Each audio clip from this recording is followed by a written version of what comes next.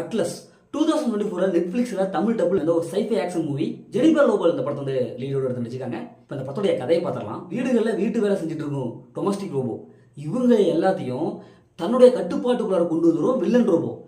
உடனே மக்களை எல்லாத்தையும் கொல்ல ஆரம்பிச்சிடும். உடனடியாக அரசாங்கம் இதை தலையிட்டு அந்த ரோபோவை அப்படியே ஒரு இடத்த பத்திரப்படுத்தி சீஸ் பண்ணி வச்சிருப்பாங்க. அப்படி இப்படின்ட்டு அந்த ரோபோ தப்பிச்சு போயிடும். தப்பிச்சு ஒரு 18 வருஷத்துக்கு அப்புறம் அந்த ரோபோவோட நடமாட்டம் அப்படி இருந்துகிட்டு இருக்கும். ஒரு சம்பவம்லாம் அங்கங்கே நடந்துட்டு இருக்கும்.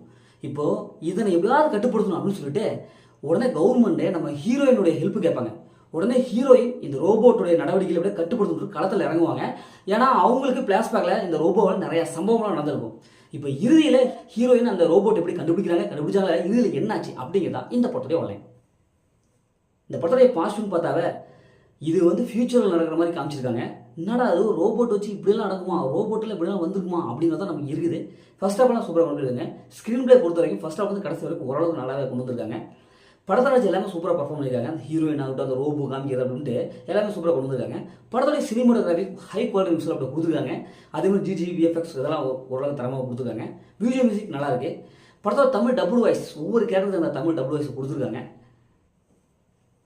இந்த படத்துடைய மைனஸ்னாவே ஸ்டோரி இருந்தாங்க. ஏன்னா இது மாதிரி சைபை ஆக்ஷன் மூவி பல 100 படங்கள், அதாவது மாதத்துக்கு எப்படியோ ஒரு 2-3 படம் வந்துடுது.